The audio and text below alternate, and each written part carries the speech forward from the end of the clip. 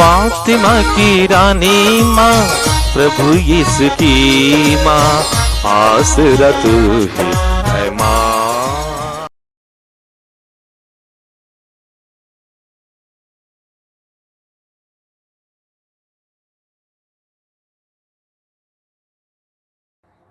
पहला पाठ उत्पत्ति ग्रंथ अध्याय 18 पद संख्याएं 20 से 32 तक। प्रभु ने कहा, सोदोम और गोमोरा के विरुद्ध बहुत ऊंची आवाज उठ रही है और उनका पाप बहुत भारी हो गया है। मैं उतरकर देखना और जानना चाहता हूँ कि मेरे पास जैसी आवाज़ पहुँची है उन्होंने वैसा ही किया अथवा नहीं। वे दो पुरुष वहाँ से विदा होकर सोदोम की ओर चले गए। प्रभु इब्राहिम के साथ रह गया और इब्राहिम ने उसके निकट आकर कहा, क्या तू सचमुच पापियों के साथ साथ धर्मियों को भी नष्ट करेगा?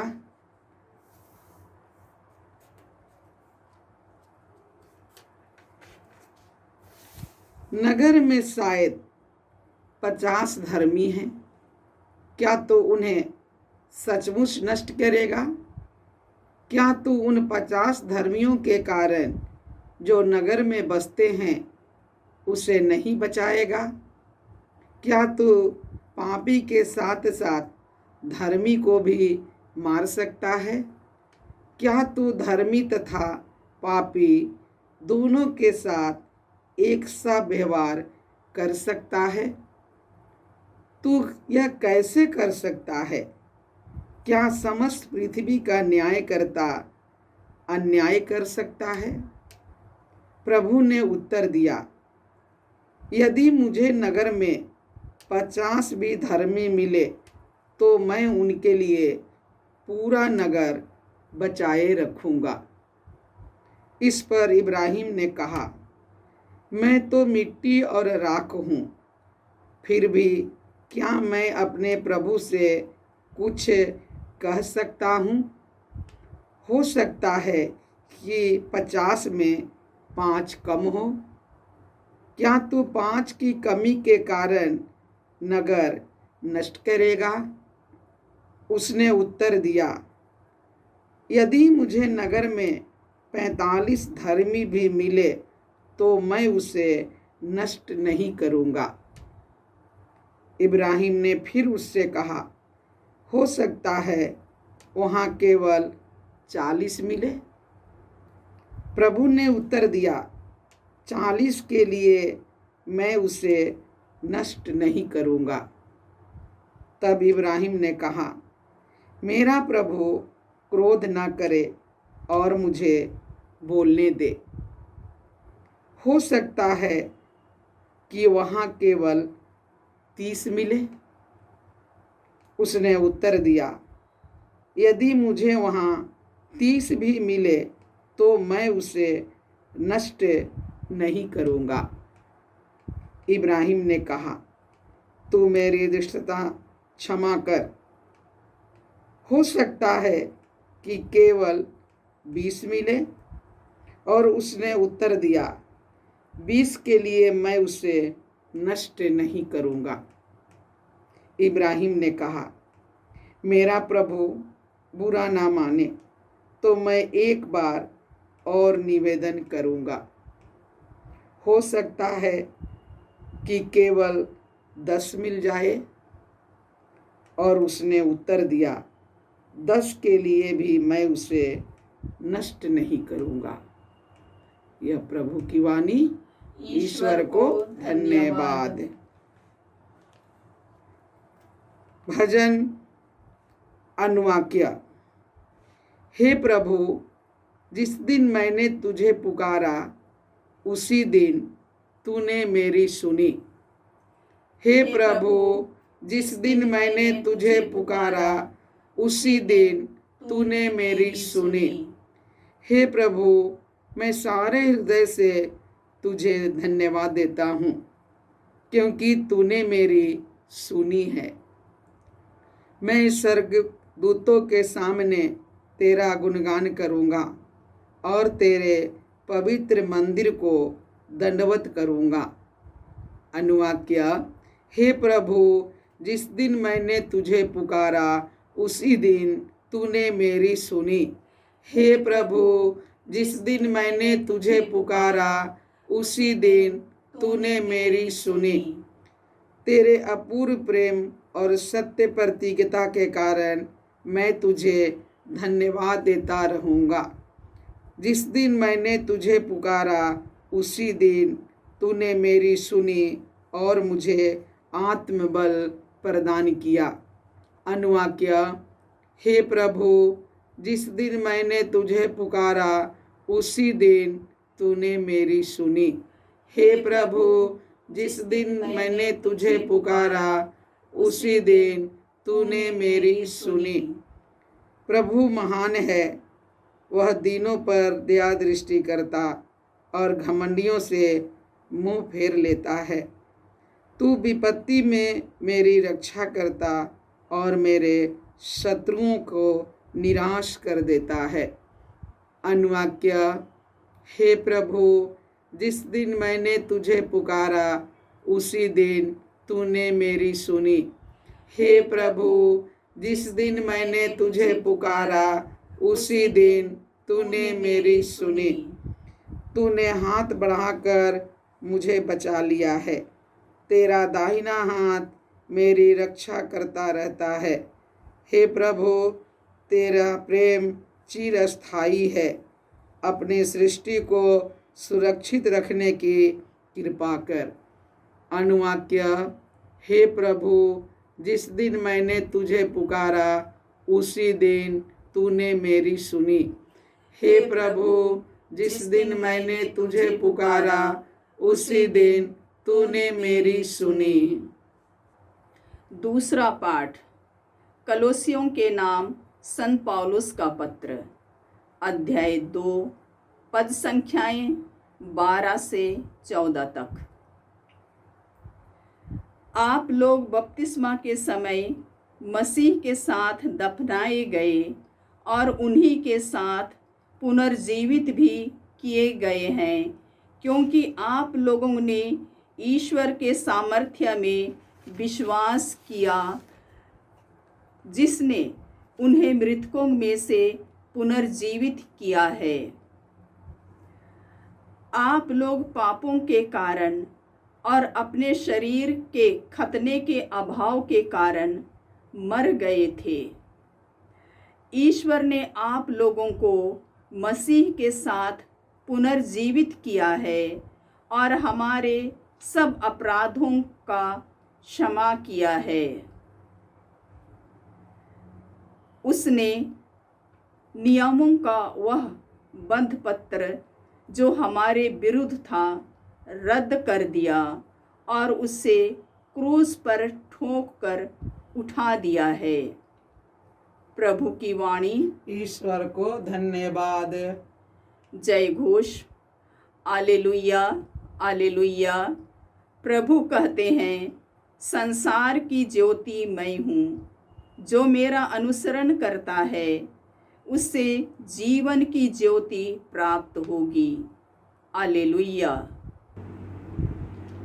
प्रभु आप लोगों के साथ हो और आपकी आत्मा के साथ। संत लूकस के अनुसार प्रभु यीशु ख्रिस्त का पवित्र सुसमाचार। हे प्रभु, तेरी महिमा हो। अध्याय 11, पद संख्याएं 1 से 13। एक दिन यीशु किसी स्थान पर प्रार्थना कर रहे थे। प्रार्थना समाप्त होने पर उनके एक शिष्य ने उनसे कहा, हे प्रभु, हमें प्रार्थना करना सिखाइए, जैसे यूहन्ना ने भी अपने शिष्यों को सिखाया। यीशु ने उनसे कहा, इस प्रकार प्रार्थना किया करो, हे पिता, तेरा नाम पवित्र माना जाए, तेरा राज्य आए, हमें प्रतिदिन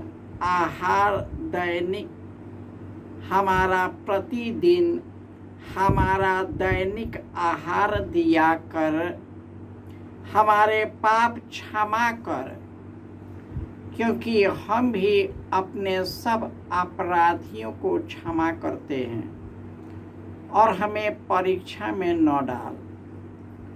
फिर यीशु ने उनसे कहा, मान लो कि तुम में से कोई आधी रात को अपने किसी मित्र के पास जाकर कहे, दोस्त, मुझे 3 रोटी उधार दो, क्योंकि मेरा एक मित्र सफ़र में मेरे यहाँ आया है और उसे खिलाने के लिए मेरे पास कुछ भी नहीं है।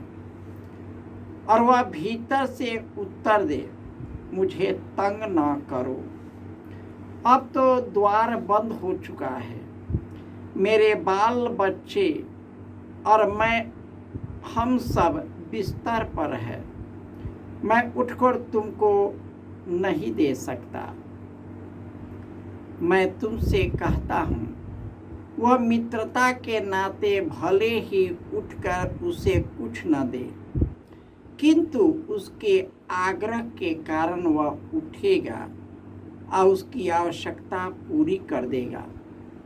मैं तुमसे कहता हूँ, मांगो और तुम्हें दिया जाएगा, ढूंढो और तुम्हें मिल जाएगा, खटखटाओ और तुम्हारे लिए खोला जाएगा, क्योंकि जो मांगता है उसे दिया जाता है, जो ढूंढता है उसे मिल जाता है, और जो खटखटाता है उसके लिए द्वार खोला जाता है। यदि तुम्हारा पुत्र तुमसे रोटी मांगे तो तुम में ऐसा कौन है जो उससे पत्थर देगा? अथवा मछली मांगे तो मछली के बदले उसे सांप देगा? अथवा अंडा मांगे तो उसे बिच्छू देगा? बुरे होने पर भी यदि तुम अपने बच्चों को सहज ही अच्छे दान देते हो, तो तुम्हारा स्वर्गीय पिता मांगने वाले को पवित्र आत्मा क्यों नहीं देगा। यह प्रभु का सुसमाचार है। हे क्रिस्त, तेरी स्तुति हो। ख्रिस्त में प्यारे भाइयों और बहनों, हमारा ईश्वर सत्य प्रतिज्ञ ईश्वर है। वह हमें आत्मबल प्रदान करता है। हमारा ईश्वर महान है। वह दीनों पर दया करता है, घमंडियों से अपना मुंह फेर लेता है। वह विपत्ति में हमें रक्षा करता है, शत्रुओं से हमें बचाता है। वह अपना हाथ बढ़ाकर हमें बचा लिया। उसने अपना दाहिना हाथ से हमारी रक्षा किया, क्योंकि उनका प्रेम चिरस्थायी है। वह सबों पर दया करता है। आज के पहले पाठ में सोदोम और गोमोरा के लोग इतने कुकर्मी बन गए कि ईश्वर का धैर्य टूट गया। इब्राहिम ईश्वर से याचना करता है बार बार, हो सकता है कि 10 ही मिले, परंतु जब खोजा गया उसमें 10 क्या एक भी नहीं मिला। आज के दूसरे पाठ में हम सुनते हैं कि हम यीशु के बपतिस्मा के समय यीशु में दफनाए गए, उन्हीं के साथ पुनर्जीवित हो गए। हम कुकर्मी ही थे, पापी ही थे कि उसने हमारे लिए मर गए और उन्होंने यीशु के पुनरुत्थान के द्वारा हमारे पापों को क्षमा किया और इस तरह तड़प तड़प कर मरकर हमें अपना जीवन प्रदान किया है।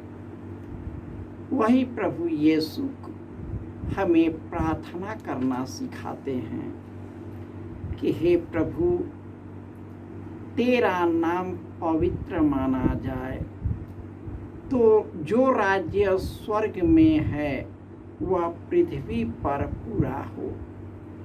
प्रतिदिन का आहार हमें दे, हमारे पापों को क्षमा कर जैसे हम अपने अपराधियों को क्षमा कर, हमें पाप और प्रलोभन से बचाए रखे।